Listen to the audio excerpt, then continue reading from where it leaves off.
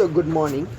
இன்றைக்கி நம்ம டைனமிக்ஸ் கிளாஸில் சிம்பிள் ஹார்மோனிக் மோஷனில் உள்ள ப்ராப்ளம்ஸை பார்க்க போகிறோம். ஸோ இன்றைக்கி கிளாஸில் மொதல் ப்ராப்ளம் என்னது அப்படின்னா, a particle of mass m moving in a straight line OX under a force m with a distance mu directed towards a point O which moves in the straight line OX with constant acceleration alpha. Show that the motion of P is harmonic of period 2 pi by root mu about a moving center which always directed at a distance alpha by mu behind A. So problem என்னது அப்படின்னா, ஒரு particle இருக்குது. So அந்த particle ஒரு particle P, இதனோட மாஸை m அப்படின்ட்டு நம்ம எடுத்துக்கிறோம். ஸோ இது moves in a straight line OX அப்படிங்கிற ஸ்ட்ரெயிட் லைனில் இந்த பார்ட்டிக்கல் மூவ் ஆகிட்டுருக்கு. பார்ட்டிக்கல் மூவ் ஆகிறதுக்கு தேவையான ஃபோர்ஸ் m தான். அதனோட டிஸ்டன்ஸ் மியூ அப்படின்ட்டு எடுத்து வச்சுருக்கிறோம். இதை டைரக்டட் டுவர்ட்ஸ் த பாயிண்ட் ஏங்கிற பாயிண்ட்டை நோக்கி இந்த பார்ட்டிக்கல் போய்கிட்டு இருக்கு. ஸோ அப்படி ஏங்கிற பார்ட்டிக்கலை நோக்கி போகும்போது அதுக்கு தேவைப்படக்கூடிய ஆக்சலரேஷனை நம்ம ஆல்ஃபா அப்படின்ட்டு எடுத்துருக்குறோம். ஸோ அப்படின்னா இந்த ஹார்மோனிக் ஒரு சிம்பிள் ஹார்மோனிக் அப்படின்ட்டு சொல்லணும். அதனோட period 2 pi by root mu அப்படின்ட்டு சொல்லணும். About a moving centre, so அதோட சென்டர் மூவ் ஆகிட்டே இருக்குது அப்படின்ட்டு எடுத்துருக்குறோம். Which is at a distance alpha by mu behind A. So ஏக்கு பின்னாடி தான் அந்த மூவிங் சென்டர் இருக்குது. ஏலேருந்து எவ்வளோ டிஸ்டன்ஸில் இருக்குது அப்படின்னா ஆல்ஃபா பை மியூ அப்படிங்கிற டிஸ்டன்ஸில் இருக்குது அப்படிங்கிறத நம்ம சொல்லணும். ஸோ இதுதான் ப்ராப்ளம்.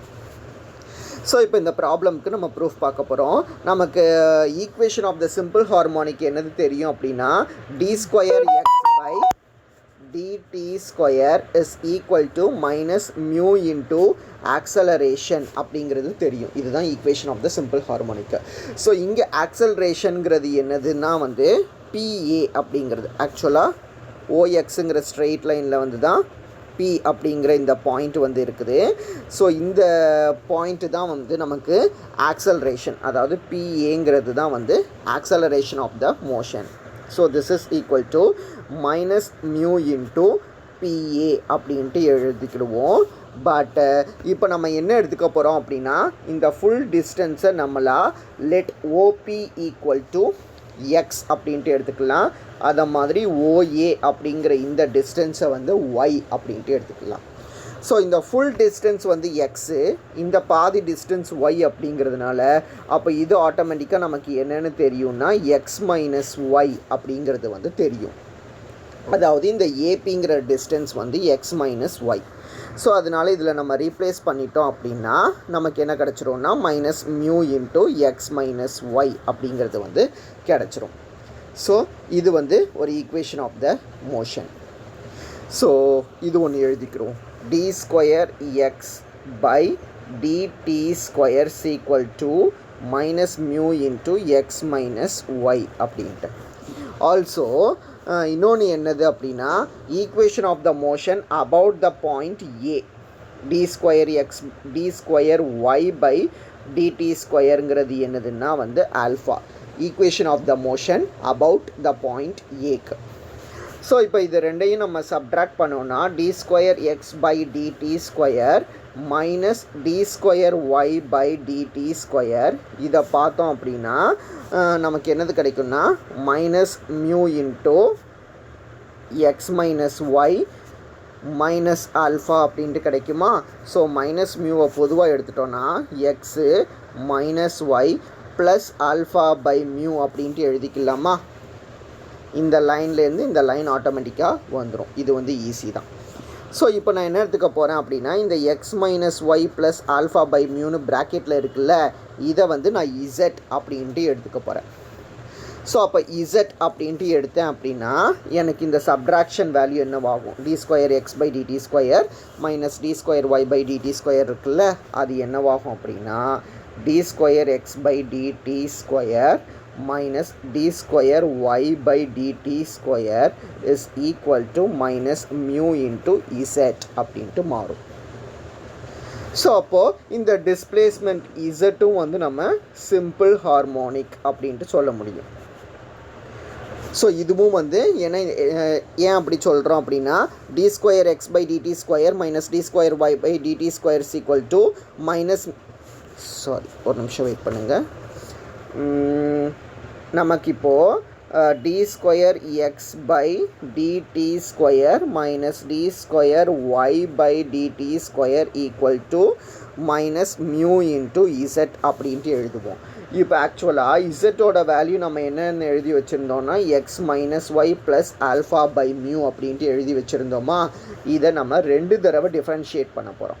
2 தடவை டிஃப்ரென்ஷியேட் பண்ணும்போது உங்களுக்கு என்னவாகும் அப்படின்னா D square Z by DD square is equal to D square X by DD square minus D square Y by DD square அப்படின்ட்டு ஆகும். இது வந்து 0 ஆயிரும் 2 தடவை டிஃப்ரென்ஷியேட் பண்ணும்போது. ஸோ அப்போ என்ன செஞ்சுக்கலான்னா இந்த d square X by DD square minus D square Y by DD square இது தானே இங்கே இருக்குது. அப்போ இதுக்கு பதிலாக நம்ம இந்த வேல்யூவை ரீப்ளேஸ் பண்ண முடியுமா? அப்போ d square Z by DD square is equal to என்னது இருக்குன்னா மைனஸ் மியூ இசட் அப்படின்ட்டு இருக்குது. ஸோ இது தானே சிம்பிள் ஹார்மோனிக்கோட ஈக்குவேஷன். சிம்பிள் ஹார்மோனிக்கோட ஈக்குவேஷன் இப்படி தானே இருக்கும். Second derivative equal to minus mu into X அது மாதிரி. ஸோ அதனால தான் நம்ம என்ன சொல்கிறோம் அப்படின்னா த displacement Z is simple harmonic அப்படின்ட்டு சொல்கிறோம். ஸோ சிம்பிள் ஹார்மோனிக்காக இருந்தால் அதனோட பீரியட் வந்து நமக்கு என்னென்னு தெரியும்னா 2π/√μ அப்படிங்கிறது வந்து நமக்கு தெரியும். ஸோ அந்த நியூ டிஸ்பிளேஸ்மெண்ட் இசட்டும் வந்து சிம்பிள் ஹார்மோனிக். ஸோ இதுக்கப்புறம் நம்ம டயக்ராமில் என்ன பார்த்துருந்தோம் அப்படின்னா இது வந்து ஓ, இது வந்து பி, இது வந்து ஏ, இது வந்து பி அப்படின்ட்டு பார்த்துருந்தோம். இந்த ஃபுல் டிஸ்டன்ஸை வந்து எக்ஸ் அப்படின்ட்டு வச்சுருந்தோம். இந்த டிஸ்டன்ஸை வந்து நம்ம ஒய் அப்படின்ட்டு வச்சுருந்தோம். இசட்டோட வேல்யூ என்னதுன்னா x minus Y plus alpha by mu அப்படின்ட்டு வச்சுருந்தோமா. இப்போ நம்ம என்ன எடுத்துக்கலாம் அப்படின்னா இந்த பிஏங்கிற பாயிண்ட்டை தான் வந்து நம்ம ஆல்ஃபா பை மியூ அப்படின்ட்டு எடுக்க போகிறோம். if BA equal to alpha by mu அப்படின்ட்டு இருந்தால் ஏற்கனவே இந்த ஏபிங்கிற டிஸ்டன்ஸ் தான் வந்து எக்ஸ் மைனஸ் ஒய் அப்படின்ட்டு நம்ம சொல்லியிருந்தோமா. அப்போ இசட்டை வந்து நம்ம எப்படி எழுத முடியும் அப்படின்னா ஆல்ஃபா பை மியூக்கு பதிலாக பிஏ எழுதிக்கலாம், எக்ஸ் மைனஸ் ஒய்க்கு பதிலாக ஏபி அப்படின்ட்டு எழுதிக்கலாம். BA plus AB is nothing but BB அப்படின்ட்டு கிடைக்கும். Therefore z equal to BB அப்படின்ட்டு சொல்லலாம். அப்போ இசட்டுங்கிறது என்னது அப்படின்னா displacement of the particle P measured from the point B. So இந்த மோஷனும் வந்து சிம்பிள் ஹார்மோனிக். அதனோட டிஸ்டன்ஸ் என்னது அப்படின்னா ஆல்ஃபா பை மியூ அப்படின்ட்டு கிடச்சிடும். So the motion of P is simple harmonic about the point B which is at a distance. Bங்கிறது என்னது அப்படின்னா it is at a distance alpha by mu from the point A, behind A அப்படின்ட்டு சொல்லலாம். So இதுதான் வந்து இந்த problem.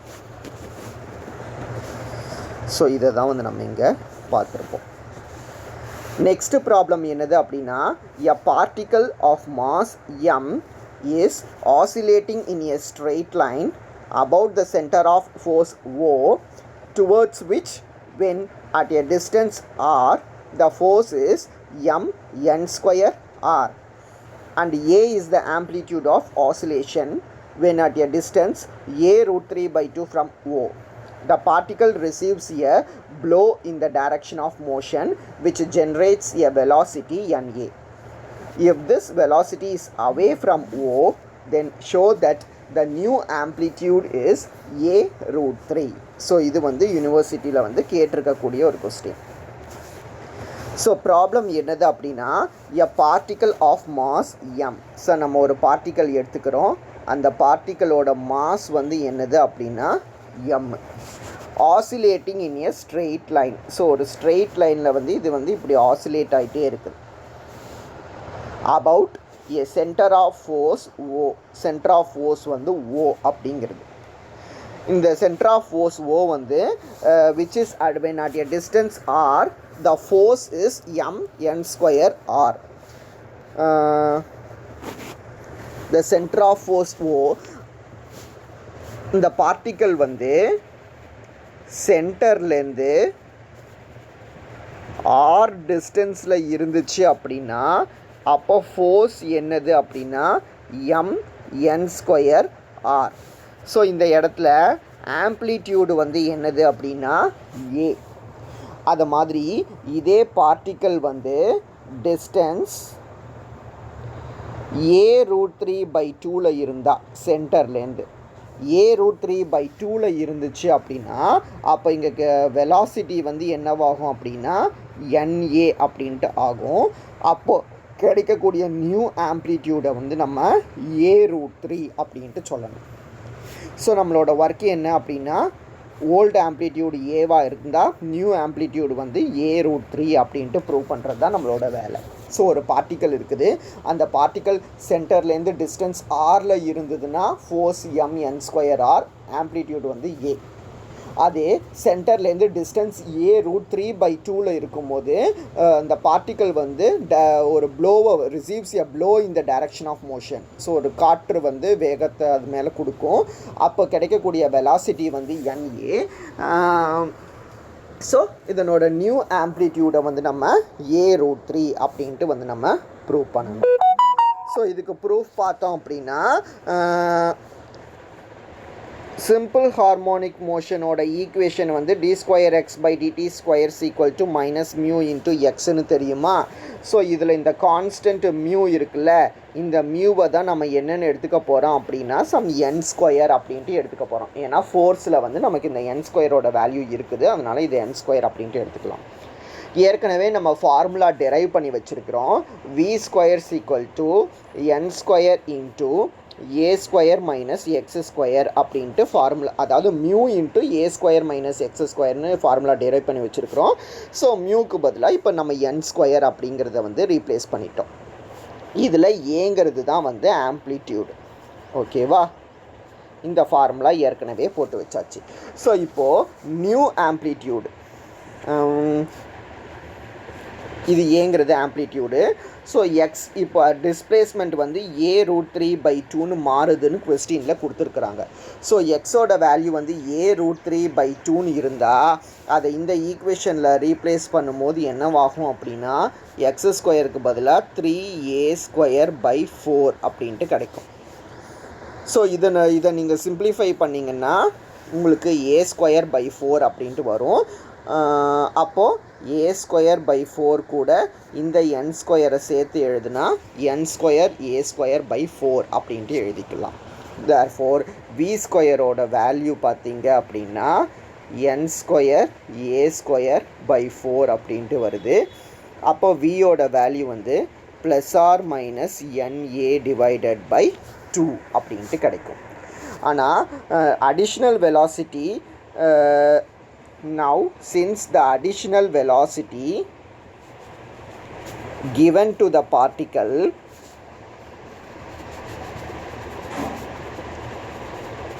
in the direction of previous motion,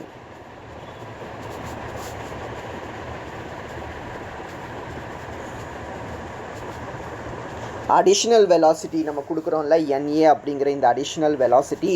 so இந்த additional velocity கொடுக்குறதும் வந்து ப்ரீவியஸ் மோஷனோட அதே பாதையில் தான் இருக்குது. அப்படிங்கிறதுனால நம்ம வியை வந்து பாசிட்டிவ் வேல்யூவாக வந்து எடுத்துக்க போகிறோம்.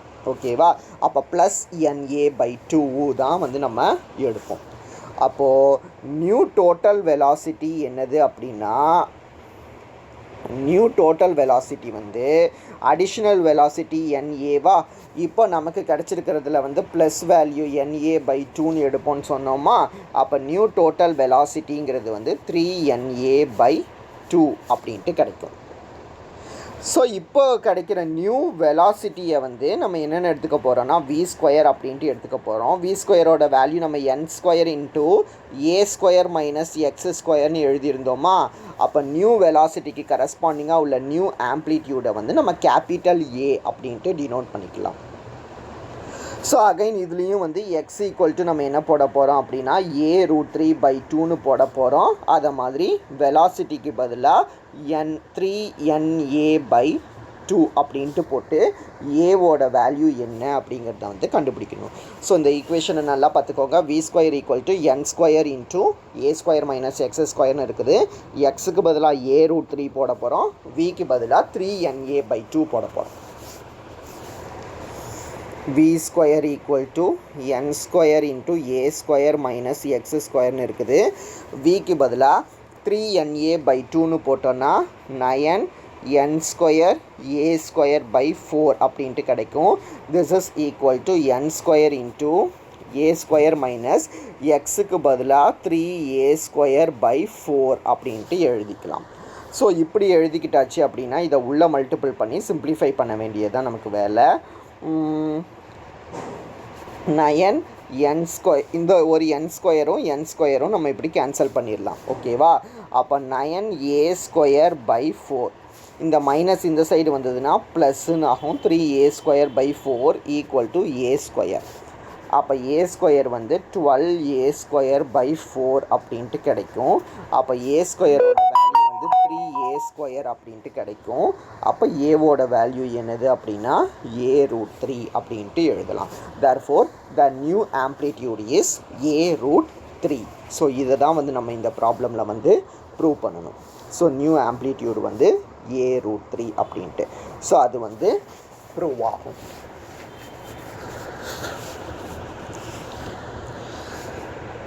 ஸோ நெக்ஸ்ட் ப்ராப்ளம் என்னது அப்படின்னா, show that the energy of the system executing the simple harmonic motion is proportional to the square of the amplitude and of the frequency. So energy of the simple harmonic motion. So energy of the simple harmonic motion வந்து proportional to the square of the amplitude அப்படின்ட்டு சொல்லணும். அதாவது இ proportional to ஏ ஸ்கொயர்னு சொல்லலாம், அல்லது இ proportional to the frequency அப்படின்ட்டு சொல்லுவோம். So ஃப்ரீக்வென்சியை என்னன்னு டினோட் பண்ணால் இப்படி சொல்லுவோம். ஸோ இது ரெண்டும் தான் இந்த ப்ராப்ளமில் வந்து நம்ம ப்ரூவ் பண்ணணும். ஸோ இதுவும் வந்து யூனிவர்சிட்டி கொஸ்டின். ஓகேவா? ஸோ நம்ம இந்த யூனிட்டோட ஸ்டார்டிங்கில் பார்த்தோம்ல, சிம்பிள் ஹார்மோனிக் மோஷன் வந்து டெரைவ் பண்ணுறதுக்கு D square X by DD square equal to minus mu எக்ஸ்ன்னு டெரைவ் பண்ணோம். ஸோ இதை டெரைவ் பண்ணுறதுக்கு ஒரு டயக்ராம் பார்த்துருப்போம். ஸோ அந்த தியரி பார்ட்டை தான் நம்ம கன்சிடர் பண்ணுறோம். ஸோ அந்த தியரி பார்ட்டில் நம்ம என்னென்னு எழுதியிருப்போம்னா, ஆக்சலரேஷனோட வேல்யூவை வந்து மியூ எக்ஸ் அப்படிங்கிற மாதிரி லாஸ்ட் லைனில் வந்து எழுதியிருப்போம். ஓகேவா? ஸோ நமக்கு ஃபார்முலா என்ன தெரியும்னா, ஃபிசிக்ஸில் ஃபோர்ஸுங்கிறது வந்து மாஸ் இன்ட்டு ஆக்சலரேஷன் அப்படிங்கிறது வந்து தெரியும். அப்போ மாஸ் இன்ட்டு ஆக்சலரேஷனுக்கு பதிலாக இதை ரீப்ளேஸ் பண்ணோன்னா மியூ எக்ஸ் அப்படின்ட்டு எழுதிக்கலாம். ஸோ இதுதான் வந்து ஃபோர்ஸோட ஃபார்முலா. ஸோ இப்போ வந்து நம்ம பார்ட்டிக்கலுக்கு வந்து ஸ்லைட் டிஸ்பிளேஸ்மெண்ட்டை வந்து டிஎக்ஸ்ன்னு கொடுக்கலாம். பார்ட்டிக்கலுக்கு நம்ம ஒரு டிஸ்பிளேஸ்மெண்ட்டு டிஎக்ஸ் அப்படிங்கிறத வந்து நம்ம டிஸ்பிளேஸ்மெண்ட்டாக கொடுத்தோம் அப்படின்னா, ஒர்க் டன்க்கு ஃபார்முலா என்னது அப்படின்னா வந்து ஃபோர்ஸ் இன்ட்டு டிஸ்பிளேஸ்மெண்ட். இதுதான் வந்து ஒர்க் டன்னுக்கு வந்து ஃபார்முலா. அப்போ எஃப் இன்ட்டு டிஎக்ஸ் அப்படின்ட்டு கிடைக்கும். ஸோ இது ஒர்க் டன்னுக்கு. அப்புறம் டோட்டல் ஒர்க் டன் அப்படின்னா என்னது அப்படின்னா இன்டகிரேட் பண்ணிடுவோம். ஸோ டோட்டல் ஒர்க் டன்னுங்கிறது என்னது அப்படின்னா integral 0 to x force into dx அப்படின்ட்டு எழுதிக்கலாம். So this is equal to integral 0 to x. ஃபோர்ஸுக்கு தான் நமக்கு வந்து m இன்ட்டு மியூ எக்ஸ் அப்படின்ட்டு இருக்குது, இன்ட்டு டிஎக்ஸ் அப்படின்ட்டு எழுத போகிறோம். ஸோ இதில் எம்மும் மியூவும் இண்டிபெண்ட் ஆஃப் எக்ஸு. எக்ஸு டிஎக்ஸை இன்டகிரேட் பண்ணால் எக்ஸ் ஸ்கொயர் பை 2, லிமிட்டும் 0 to xங்கிறதுனால M mu into X square by 2 அப்படின்ட்டு கிடைக்கும். சரி, ஸோ இப்போது this work done is stored as the potential energy of the particle. So இந்த ஒர்க் டன் இருக்குல்ல, ஸோ இந்த ஒர்க் டன் தான் வந்து நமக்கு பொட்டென்ஷியல் எனர்ஜியாக வந்து ஸ்டோர் ஆகிக்கும். ஓகேவா? ஸோ இது வந்து பொட்டன்ஷியல் எனர்ஜியோட வேல்யூ. ஸோ நெக்ஸ்ட்டு நம்ம என்ன செய்யணும்னா வந்து கைனட்டிக் எனர்ஜி கண்டுபிடிக்கணும். ஸோ கைனட்டிக் எனர்ஜி கண்டுபிடிக்கிறதுக்கு வந்து V square equal to mu into A square minus X ஸ்கொயருங்கிறது நமக்கு தெரிஞ்ச ஃபார்முலா. கைனட்டிக் எனர்ஜிக்கு ஃபிசிக்ஸில் ஃபார்முலா படிச்சிருப்போம், ½ mv ஸ்கொயர் அப்படின்ட்டு. இந்த ஃபார்முலாவை அப்ளை பண்ணிக்கிட்டோம் அப்படின்னா 1/2 m இன்ட்டு வி ஸ்கொயருக்கு பதிலாக மியூ இன்ட்டு ஏ ஸ்கொயர் மைனஸ் எக்ஸ் ஸ்கொயரை வந்து ரீப்ளேஸ் பண்ணிக்கலாம். இப்போ டோட்டல் எனர்ஜி என்னதுன்னு நமக்கு தெரியும்னா potential energy plus kinetic energy தான் வந்து டோட்டல் எனர்ஜி அப்படின்ட்டு தெரியும். ஸோ பொட்டன்ஷியல் எனர்ஜி என்னதுன்னு பார்த்தோம் அப்படின்னா ½ m mu x ஸ்கொயர் அப்படின்ட்டு பார்த்தோம். ஸோ கைனட்டிக் எனர்ஜிக்கு வந்து இதை உள்ளே மல்டிபிள் பண்ணுங்கள். ½ m mu a square minus ½ m mu x square அப்படின்ட்டு கிடைக்கும். ஸோ இதில் இந்த ப்ளஸ்ஸும் மைனஸும் கேன்சல் ஆயிடுச்சு அப்படின்னா டோட்டல் எனர்ஜி வந்து உங்களுக்கு ½ m mu a ஸ்கொயர் அப்படின்ட்டு எழுதிக்கலாம். ஸோ இதை ஞாபகம் வச்சுக்கோங்க. டோட்டல் எனர்ஜி வந்து ½ m mu a ஸ்கொயர் அப்படிங்கிறது. ஸோ இப்போ என்னங்கிறது வந்து ஃப்ரீக்வன்சியாக இருந்துச்சு அப்படின்னா ஃப்ரீக்வன்சியோட டெஃபனிஷன் வந்து நம்ம முதல் கிளாஸ்லேயே வந்து பார்த்துட்டோம். 2வது கிளாஸில் வந்து லாஸ்ட்டாக பார்த்துருப்போம், ஃபஸ்ட்டில் பார்த்துருப்போம். என்னங்கிறது வந்து frequency is nothing but the inverse of the period அப்படிங்கிறத வந்து பார்த்துருப்போம் டெஃபனிஷன். ஓகேவா? பீரியடுக்கு ஃபார்முலா வந்து 2π/√μ அப்படிங்கிறதுனால 1/பீரியட்னா √μ/2π அப்படின்ட்டு எழுதிக்கலாம். n ஈக்குவல் டு அப்போ 2πn தான் வந்து உங்களுக்கு என்னதுன்னா √μ. அப்போ 4π² n ஸ்கொயரோட வேல்யூ தான் வந்து உங்களுக்கு வந்து மியூவோட வேல்யூ. ஓகேவா?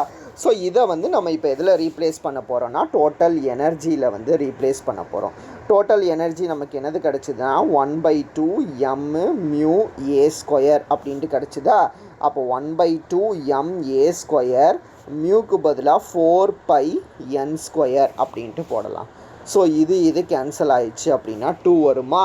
அப்போ 2πm a square n square by square வருமோ? சரி, அப்போது டோட்டல் எனர்ஜி நமக்கு என்னது கிடச்சிருக்கு அப்படின்னா 2π² m a square n square அப்படின்ட்டு கிடச்சிருக்கா? இதை வந்து நம்ம எப்படி 2 விதமாக கன்சிடர் பண்ணிக்கலாம். 2π² m n square constant a square இப்படியும் கன்சிடர் பண்ணிக்கலாம். அல்லது 2π² m a square n square இப்படின்னும் வந்து கன்சிடர் பண்ணிக்கலாம். ஸோ இதுலேருந்து என்ன சொல்ல முடியும் அப்படின்னா energy is proportional to a square அப்படின்ட்டு சொல்ல முடியும். ஸோ இதுலேருந்து energy is proportional to the square of the frequency அப்படின்ட்டு சொல்ல முடியும். ஸோ இது ரெண்டும் தானே நம்ம இதில் ப்ரூவ் பண்ணணும். Energy is proportional to the square of the amplitude and square of the frequency அப்படின்ட்டு சொல்லணும். ஸோ அது வந்து ப்ரூவ் ஆகும். ஸோ இங்கே total energy equal to potential energy plus kinetic energy இந்த ஃபார்முலாவை யூஸ் பண்ணி இந்த ப்ராப்ளமை வந்து நம்ம டிரைவ் பண்ணியிருப்போம். ஸோ இது வந்து யூனிவர்சிட்டி கொஸ்டின். ஸோ நெக்ஸ்ட்டு பார்த்தோம் அப்படின்னா ஒரு section composition of the two simple harmonic motion of same period and same straight line. 2 simple harmonic motion வந்து எடுத்துக்கிடுவோம். 2 simple harmonic motion எடுக்க போகிறோம். இந்த 2 simple harmonic motionக்குமே வந்து பீரியட் வந்து சேம் தான். அதை மாதிரி இது ரெண்டுமே வந்து சேம் ஸ்ட்ரெயிட் லைனில் தான் மூவ் ஆகுது அப்படின்ட்டு எடுத்துக்கிட்டு அதனோட காம்போசிஷன் வந்து எப்படி இருக்குது அப்படிங்கிறத வந்து நம்ம பார்க்க போகிறோம். ஸோ இதுக்கு பீரியட் இருக்குல்ல, பீரியடோட ஃபார்முலா 2π/√μ.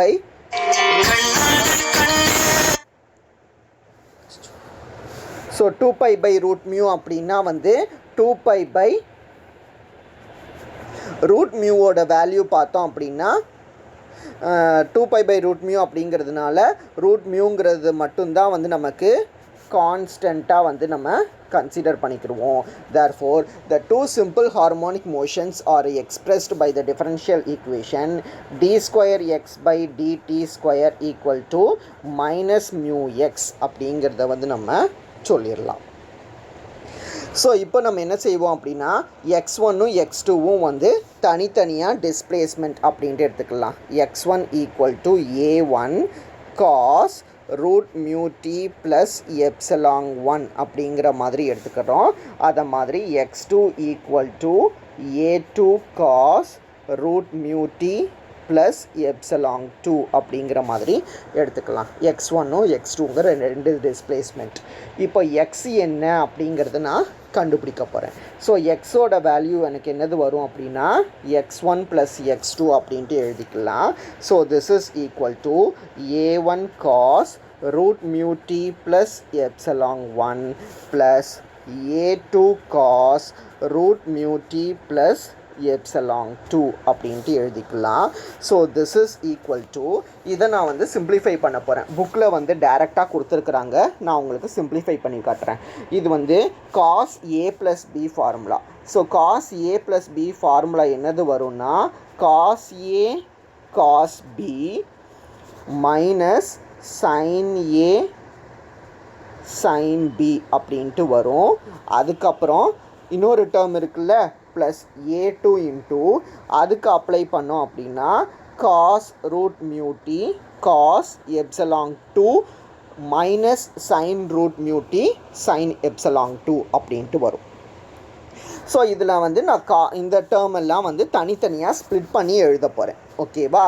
அப்போ நான் தனித்தனியாக ஸ்ப்ளிட் பண்ணி எழுதும் போது எப்படி எழுதிக்கிடுவேன் அப்படின்னா a1 cos root mu t cos epsilon 1 plus a2 cos root mu t cos epsilon 2 minus a1 sin root mu t sin epsilon 1 minus a2 sin root mu t sin epsilon 2 அப்படின்ட்டு எழுதிக்கிறேன். தனித்தனியாக வந்து நான் எழுதிக்கிறேன். ஸோ இப்படி எழுதுனதுக்கு அப்புறம் நான் என்ன செய்ய போகிறேன் அப்படின்னா காஸ் ரூட் மியூட்டியை காமனாக எடுக்கிறேன். இந்த ப்ராக்கெட்லேருந்து காஸ் ரூட் மியூட்டியை காமனாக எடுத்தால் a1 cos epsilon 1 plus a2 cos epsilon 2 அப்படின்ட்டு இருக்கும். மைனஸ் சைன் ரூட் மியூட்டியை வந்து காமனாக எடுத்தால் a1 sin epsilon 1 plus a2 sin epsilon 2 அப்படிங்கிறது வந்து ரிமைனிங் இருக்கும். அதாவது cos A plus B equal to cos A cos B minus sign A sign B அந்த ஃபார்முலாவை அப்ளை பண்ணி நான் சிம்பிளிஃபை பண்ணி வச்சுருக்கிறேன். ஓகேவா? ஸோ இப்போ இந்த ப்ராக்கெட்டில் இருக்குல்ல, இந்த ப்ராக்கெட்டில் உள்ள இந்த டேர்மை நம்ம ஏ காஸ் எப்சலாங் அப்படிங்கிற மாதிரி நம்ம கன்சிடர் பண்ணிக்க போகிறோம். அதை மாதிரி ப்ராக்கெட்டில் உள்ள இந்த டேர்மை வந்து ஏ சைன் எப்சலாங் அப்படிங்கிற மாதிரி நம்ம கன்சிடர் பண்ணிக்க போகிறோம். ஸோ நான் எக்ஸு தான் கன்சிடர் பண்ணிகிட்ருக்கேன். காஸ் ரூட் மியூட்டியை பொதுவாக எடுத்தாச்சு. ப்ராக்கெட்டில் உள்ள டேர்ம் வந்து ஏ காஸ் எப்சலாங். அதுக்கப்புறம் வந்து சைன் ரூட் மியூட்டியை வந்து கன்சிடர் பண்ணியாச்சு. ஏ சைன் எப்சலாங் அப்படின்ட்டு எழுதிக்கலாம்.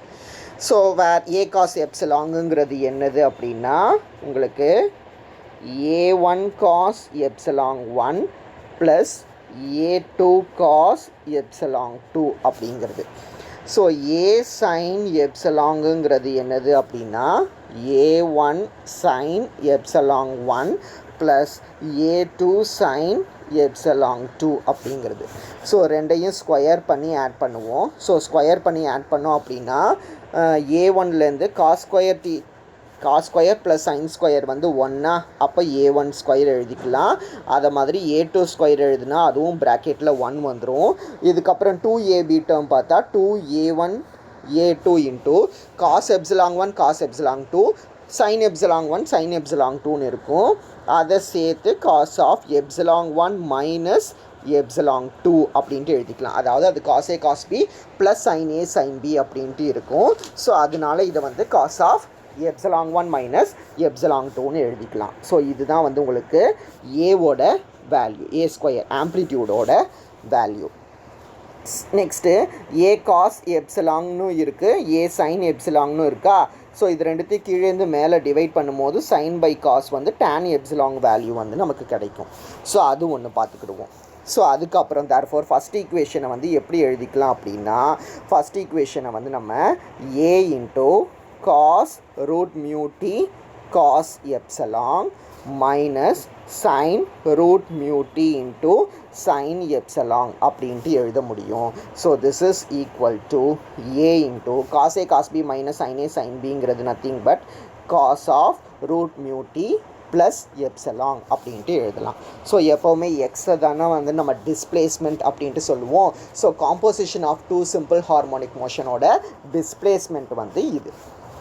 So this represents the simple harmonic மோஷனோட ரிசல்டண்ட்டை வந்து சொல்லக்கூடியது. ஓகேவா, இதுதான் வந்து சிம்பிள் ஹார்மோனிக் மோஷனோட ரிசல்டண்ட்டை சொல்லக்கூடியது of same period and same amplitude. So இதுதான் வந்து உங்களுக்கு வேல்யூ அப்படின்ட்டு கிடைக்கும். ஸோ இதை தான் வந்து நம்ம கடைசியாக சொல்லியிருப்போம். Composition of the two simple harmonic motion of the same period and of the same straight line அப்படிங்கிறது. ஸோ இது வந்து உங்களுக்கு இப்படி கிடைக்கும். ஓகேவா. ஸோ அப்போ நம்ம இன்றைக்கி கிளாஸில் வந்து என்னெல்லாம் பார்த்தோம் அப்படின்னா வந்து 3 ப்ராப்ளம்ஸ் வந்து பார்த்துருக்குறோம். அதுக்கப்புறம் composition of simple harmonic motion வந்து எப்படி இருக்கும் அப்படிங்கிறத வந்து பார்த்தோம். ஸோ இதுவும் வந்து யூனிவர்சிட்டி கொஸ்டின். இது வரைக்கும் வந்து இன்றைக்கி கிளாஸில் வந்து பாருங்கள்.